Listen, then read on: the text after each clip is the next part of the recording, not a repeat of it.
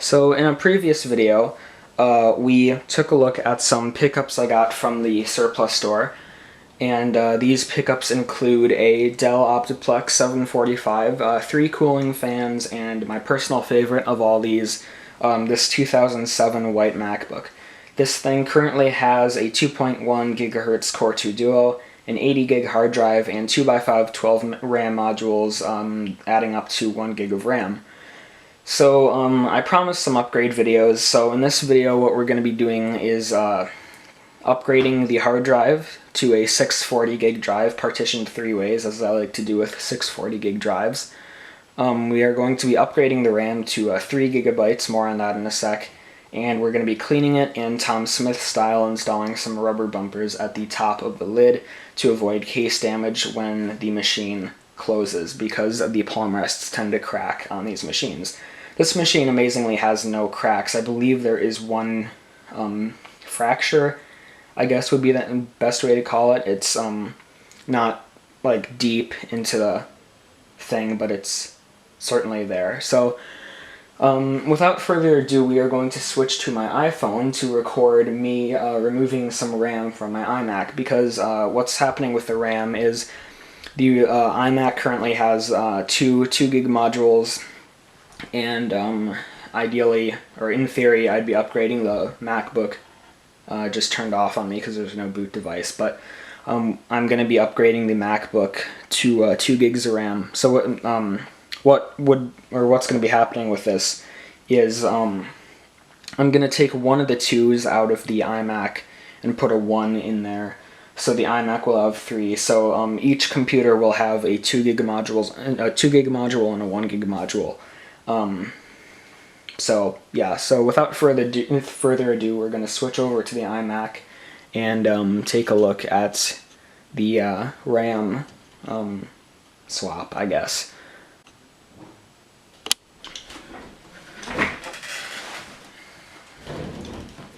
So of course, here we have the machine upside down.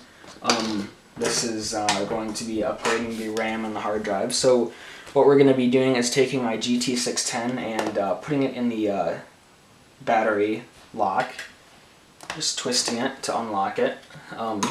Quite handy that I had that laying there. Here's the battery. The battery holds about an hour and a half charge at most, depending on what I'm doing. So it's pretty nominal. There's 3 screws from what I remember. So if we unscrew all of these, hold on, my head's probably blocking the shot, but you can see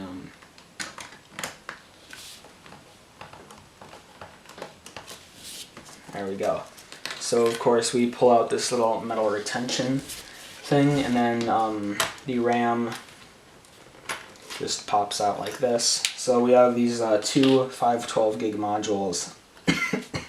They have some kind of white powdery substance. Hopefully it's not drugs or anything.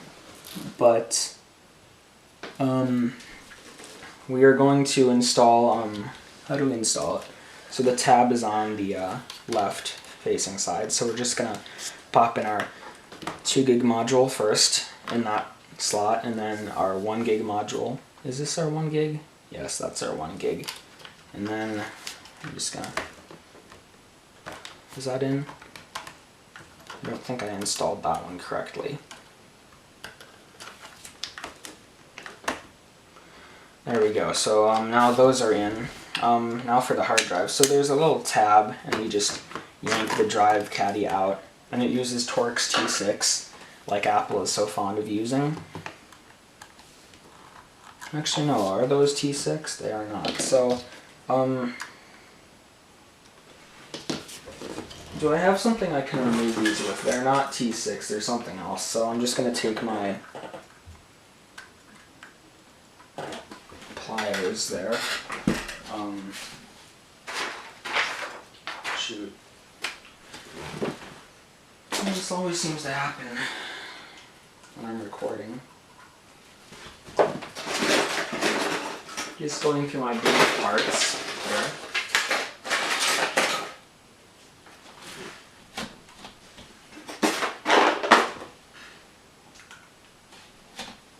ago. Found it. So I have a black version of this screwdriver. I believe this is like T7 or something. I don't know. You can find a guide for this on iFixit, no doubt. So let's go ahead and undo these 4 screws. So basically, OS-wise on this system, what's going to happen is this is a 640 gig drive we're putting in here. So what I'm going to be doing to that 640 gig drive is partitioning it 3 ways. So I'm going to have a 120 gigabyte for Snow Leopard, a 120 gigabyte for Yosemite, and a 400 gig for storage. And before you start yelling at me in the comments, I know Yosemite and Mavericks and 10.8 are not supported on this machine, but there's a little workaround that I discovered. There's a folder called platform support or a document called platform support.plist. If you modify that to include the board ID for this and the model identifier, it'll boot just fine. So here's our 80 gig drive. We're gonna set that aside, and I believe it was mounted like this. So of course, like I was saying, what's going to be happening is we're going to modify something in the system folder.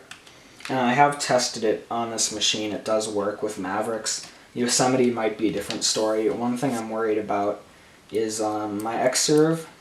I did it to the Xserve, and the Xserve, the graphics were all glitchy in Yosemite, but I never did it with Mavericks. This is obviously using the Intel GMA graphics, not the ATI X13 or 1600 or whatever it is, like the Xserve would be using on that little daughter board. But yeah, so hopefully it'll work fine. I believe it will. If not, then we're going to install Mavericks on here, and it should run fairly decent under the 3 gigs of RAM. And why is this not going in comfortably? No, it doesn't go in that way.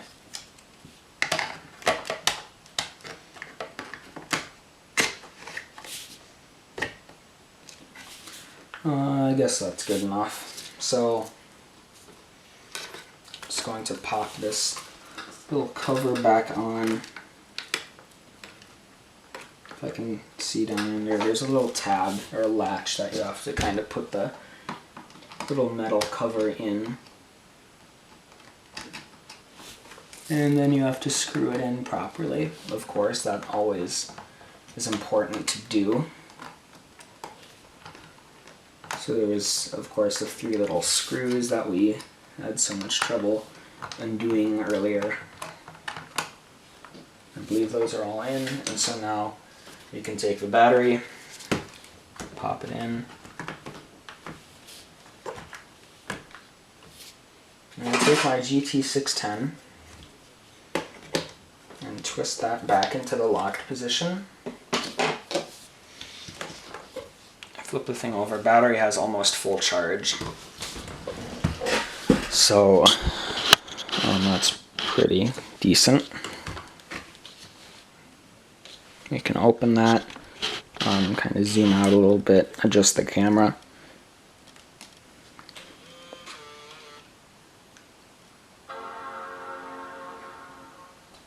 So it starts. That's a good sign always.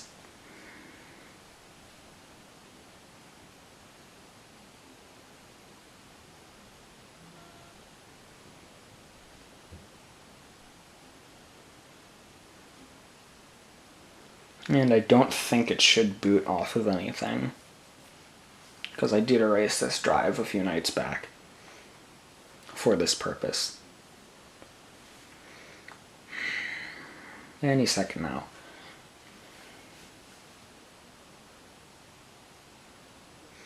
Yep, so of course, no operating system. The drive is actually pretty loud. I don't think it's too healthy. I've had it for almost 2 years now. And it's been pushed around quite a bit. But yeah, so here we have a MacBook Pro. with the drives installed and everything. So in the next clip we're going to be cleaning it and installing those rubber bumpers, in theory. At least I think I have rubber bumpers, but I don't know specifically. So of course, next thing we're going to do is clean the MacBook.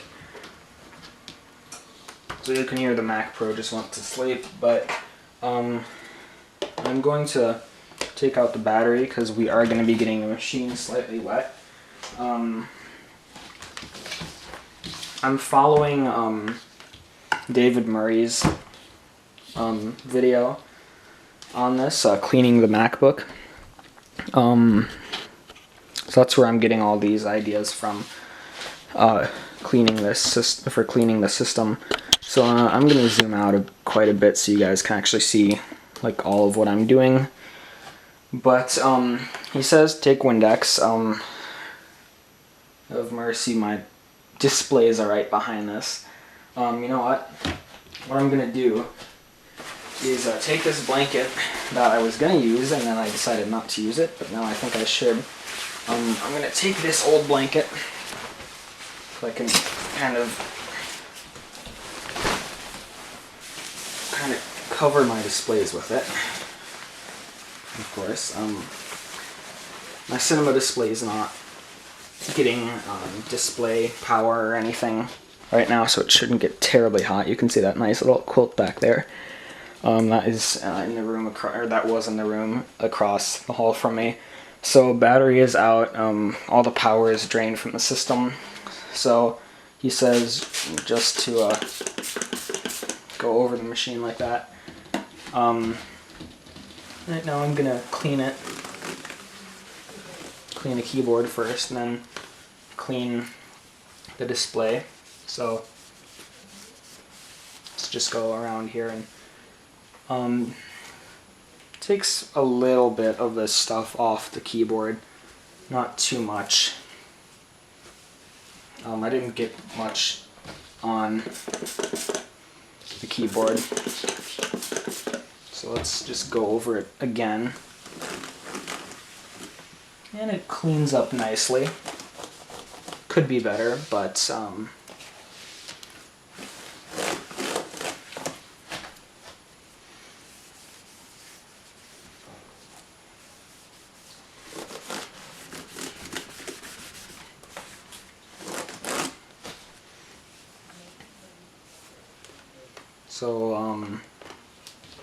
there's the inside. So I'm done with the Windex. I'm just going to take my little microfiber cloth and turn it around here and pour some rubbing alcohol on it.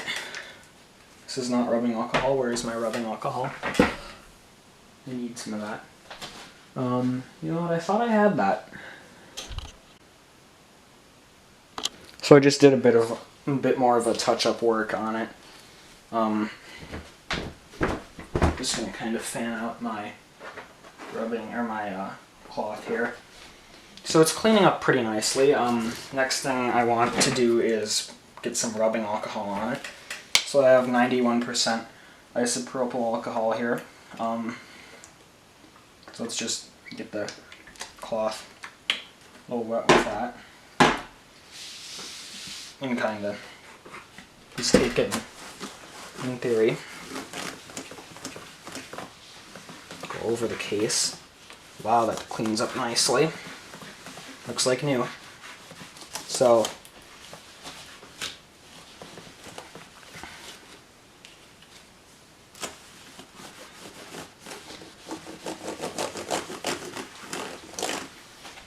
I'm going to clean up these arrow keys a bit more with the Windex. Quite a toxic smelling mix of Windex and alcohol, but in theory, if we don't breathe any of this in, we should be safe. So I'm just going to get my cloth a little bit more, or put some more rubbing alcohol on the cloth and go over it. So for the rest of the video, I'm going to be cleaning it, so if you guys want to click off, it's fine. I understand where this could get a bit boring. Right now I'm just trying to get all this seems a bit more like a bit dirty, so I'm just trying to clean all of it off.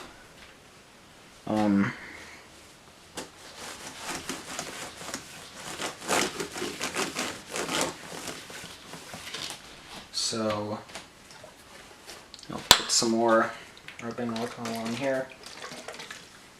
Rubbing alcohol is awesome, by the way. So I'm just gonna clean off the display with it too. I just realized this is like super wet with chemicals. So, and so is the blanket behind me. I'll have to explain to my parents that it should be washed before it's used again, because there's chemicals on it, but let's go ahead and clean that off. So I'm also going to quickly run over across the room and grab some tissue paper. Kleenex brand, I believe this is. And just kind of wipe off whatever happens to still be on here. I'll just let this stuff evaporate off too, because it seems, you know what? That scares the hell out of me. But the case cleans up very nicely. It looks very nice now. So on this side, of course, we're gonna take a bit more Windex and take my orange cloth here and clean everything off of it.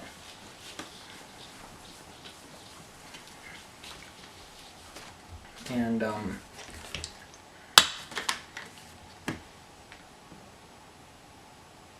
put down a bit of rubbing alcohol and take off some of these chalk marks that they put the prices on sometimes with. Those don't look like they're coming off. I'll find a way to get them off. They're not too ugly anyway. Also, this residue here just cleans up pretty nicely.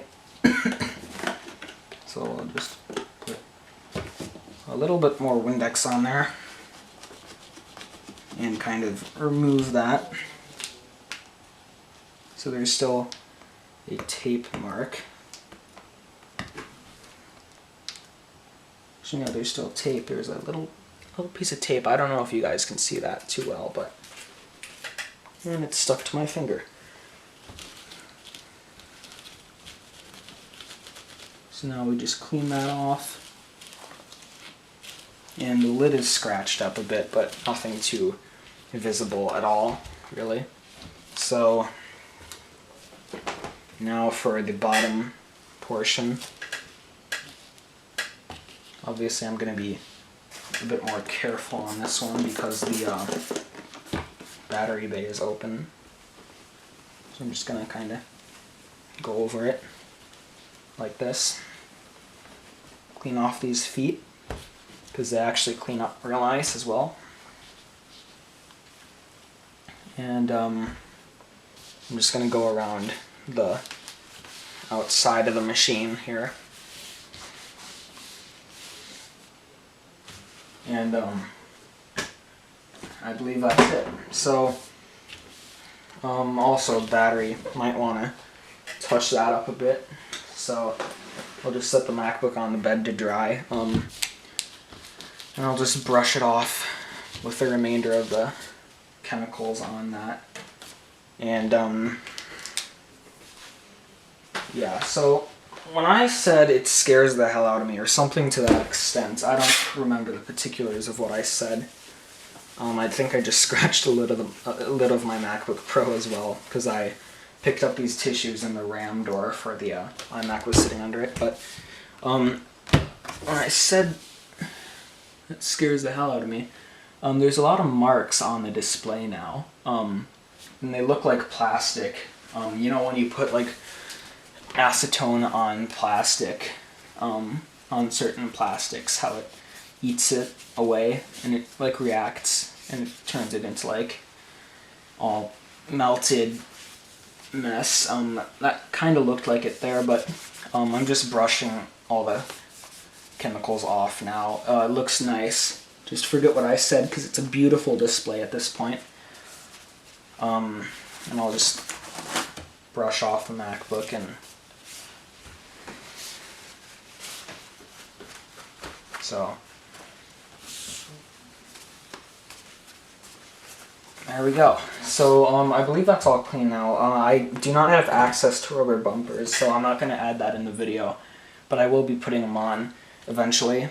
Now that I take a look at it, the fracture I was talking about does not seem to even exist. Must have been some kind of mark. So that's quite good. So let's just fold this cloth up and give these arrow keys one last kind of cleaning because they're just a little bit dirty. So yeah.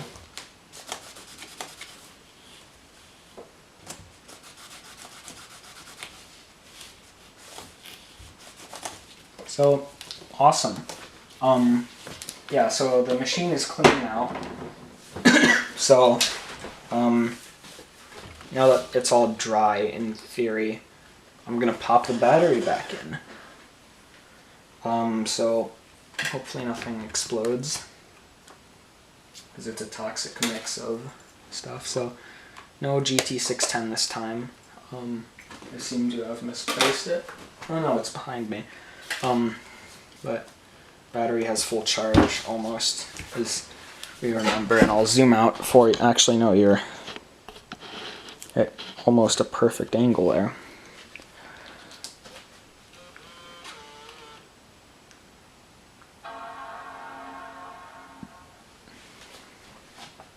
Awesome, it works. So a display is not too marked up. There's still some little plastic things on it, or some little residues on there, but yeah, so I'm just gonna wait for it to give me the boot screen, or the no operating system screen. So in that case, thanks for watching. I hope you enjoyed this video. I did. I actually thought it was pretty fun cleaning it. It's not the cleanest. In fact, it doesn't look like it's clean at all. But from my perspective, at least the keyboard looks very nice.